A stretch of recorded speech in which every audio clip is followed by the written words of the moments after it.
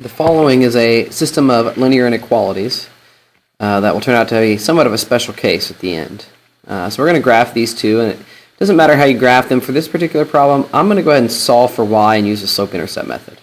So I subtract x from both sides, and I get negative 2y is greater than a negative x plus a negative 12. We do that to keep it in slope-intercept form.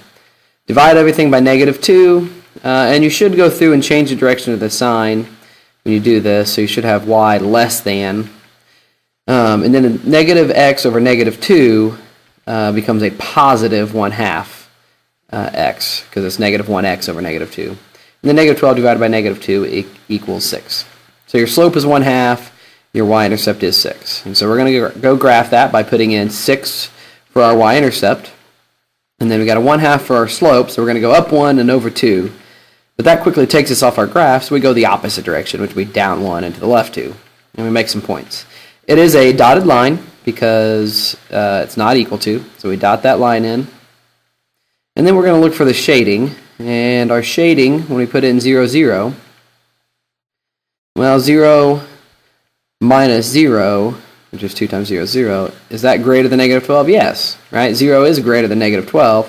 So we're actually going to shade below this line. Now, instead of shading that entire graph in, I'm just going to put some arrows that remind me, oh yeah, I'm shading below the line. I do this because if not, it could get kind of messy in my graph. Okay, now we go graph the other one.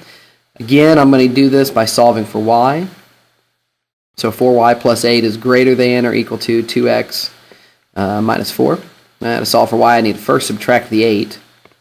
And I'm doing this because I need to get the y by itself.